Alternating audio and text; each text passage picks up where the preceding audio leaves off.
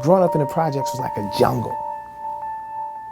To survive in that community, in that neighborhood, there's a certain bravado that you must have. But part of that bravado is part of that destructive and negative cycle that keeps young black men dying early. Shot, in the grave, jail. The cycle will repeat itself if no one changes. Somebody must break the cycle.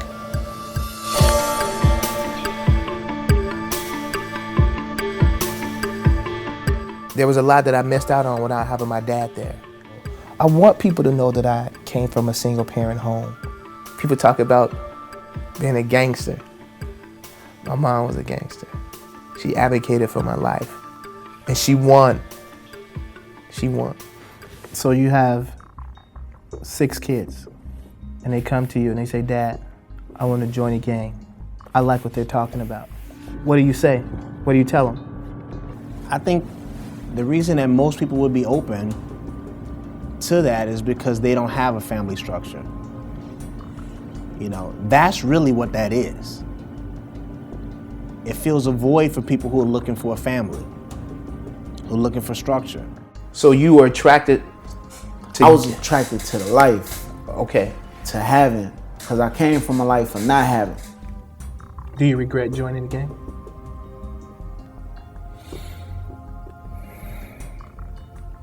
No, I don't. What's your thoughts on that? By show of hands, how many people in here, the adults and young people, know people that have been shot, killed, murdered? I want you to look around this. So statistically speaking, you know what I'm talking about. In other words, there's numbers that say by a certain age, either you're going to be in prison, you're going to sell drugs, you're going to use drugs, or you're going to end up dead. Now here's what really messed my head up. If you look at Lil Greg's death certificate, it said cause of death, multiple gunshot wounds. Lil Hard, cause of death, multiple gunshot wounds. I don't want you to die multiple gunshot wounds. I don't want you to die multiple gunshot wounds. I'm tired of that, man. How does that feel? What goes on in your head and in your heart when you constantly hear this? Sometimes you're gonna have a dude right here or the young lady that's like, yeah, that's what I thought. That's what I thought, you little sissy. James, do you know that's how my brother got killed? I wish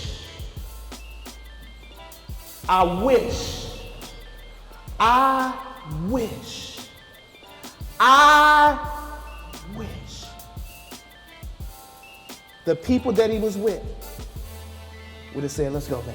Let's go. Let's go. It is a mentality. It is a way that people learn. It's the way of the streets. It's them versus us. And that adversarial nature is what gets most people in trouble. If you've got nothing to hide, you've got nothing to worry about, is the best thing that I can say about that. From my point of view, if you're breaking the law and endangering lives and ruining lives, and that's what somebody that's dealing drugs is doing. It's destroying people's lives. I'm gonna do everything I can to send you to prison as long as I can, because you're that bad a person. When the outcome is you decide, you determine. Stephen Covey said, begin with the end in mind. The thoughts in your mind determine the outcome, but people try to control the process. It's not yours to control. You set the outcome and then decide by your actions and your words, with your audio and your video matching, I'm gonna do whatever it takes to achieve what I know is in my head. Then you can't be stopped. And once you learn how to do that for yourself, then you can help others do it. And to me, that's breaking the cycle. I think when people remain in destructive and negative cycles, it is a choice. They do choose to do this. It's a lack of motivation, lack of hope, a loss of hope. They feel like life is out to kick them while they're down. Many of the people close doors before they even try to walk through them. If you want to break the cycle of your life, you need to start making conscious decisions to change your life. I don't want to go to no more funerals except for natural causes. Wouldn't that be beautiful, man? How old are you, man? How old are you? 18. How old are you? 18. 18. It's my boy right there. My other homie right here. What's up, man? What's up, man? What was sad is seeing those younger guys coming up who are already in the cycle. Based on your experience, you grew up in this. Yeah, How does a brother or a sister, man, not keep getting caught up, man? Oh, shit ain't for you. Go on, get the fuck home. It's gonna be a documentary, I guess. I was really sad when I saw those young guys, because I knew what was up. I knew they were being conditioned, programmed, socialized, trained to go down a destructive pathway. Thus, the cycle continues. You catch a felony and it corrupts your life. And that felony holds you back for the rest of your life. It's like half of your life over with. It's like all the opportunities that you could have had been sucked away. I've been to so many job interviews, and it's crazy when I go to a job interview and I don't get hired because I'm overexperienced. That's what they tell me, but I know it's because I'm a felon. Employers, again, and I've talked to many employers and I've worked with many employers, they all say the same thing. I don't hire desperate people. I hire qualified, motivated people. And if this person's motivated, I'll give them a shot. The felony doesn't make a difference to me. So you say you're gonna be off house arrest. When? Friday. So are you tempted to start selling drugs again? I mean, like, I'm an opportunist.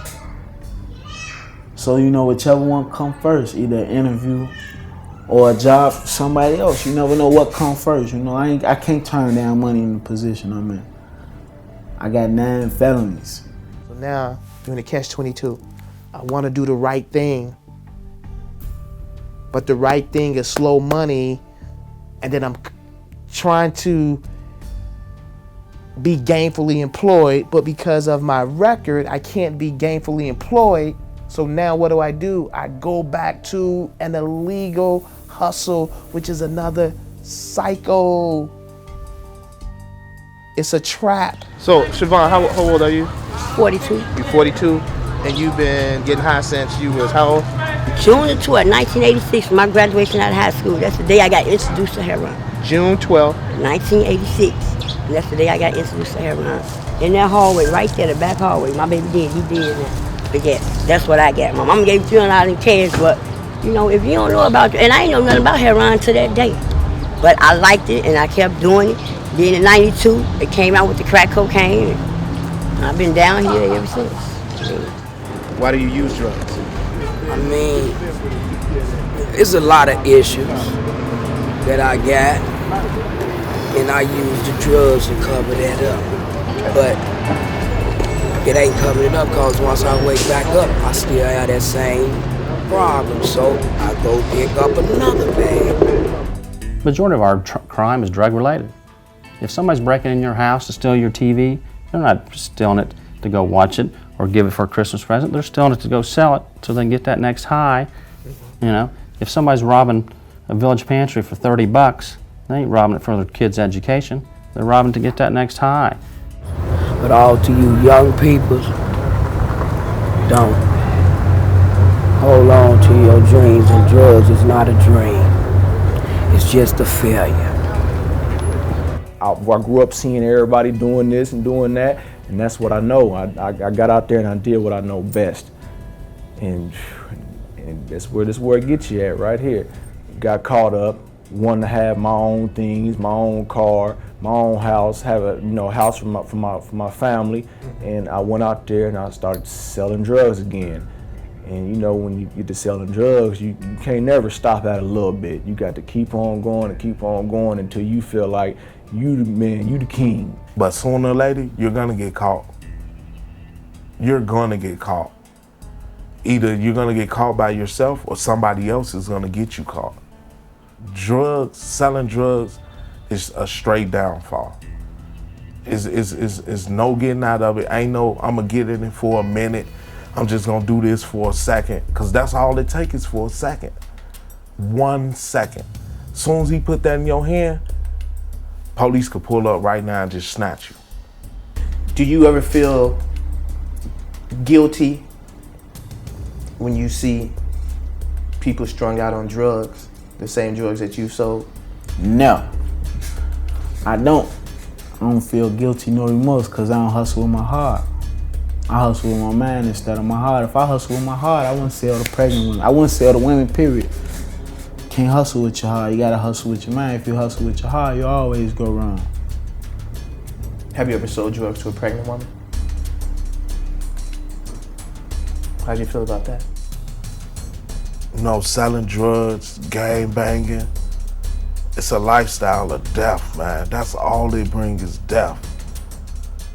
And we gotta help each other. We gotta stop being monsters, cause we ain't doing nothing but creating young monsters. Those are the conversations we need to have. Instead of coming out of jail like you just left Harvard, somebody need to come out on Cicero and Jackson and scream, hell no, don't let our kids go in there. You know what they tried to do to me? That's the story we need to talk about. Yeah. How you can get caught hooked on drugs, how somebody can overpower you and rape you, and how this, that, and the other. At least talk about it. So if you're gonna make that choice, you're doing like this, okay, the money's fast, and you can make a lot, but do I wanna go through all that? Have you been sentenced already? No, sir. Okay. What are you facing? I was facing 50.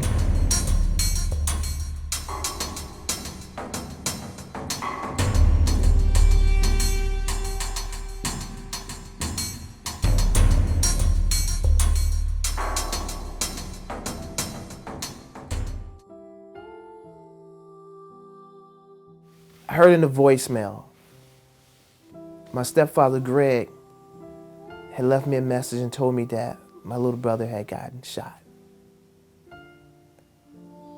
I wasn't shocked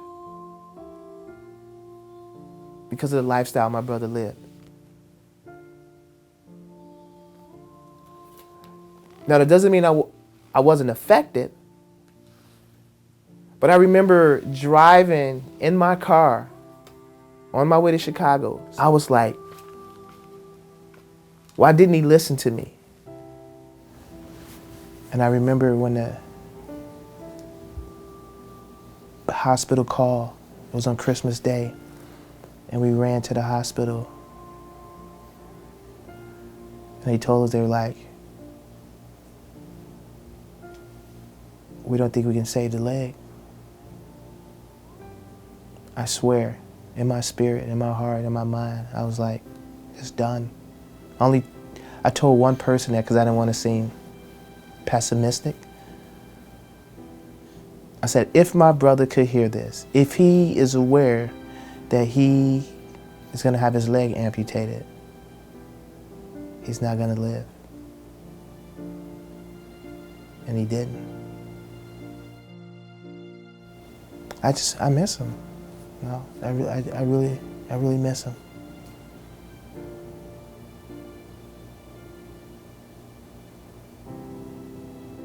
Breaking the cycle is very hard, but it's not impossible, but it is very difficult.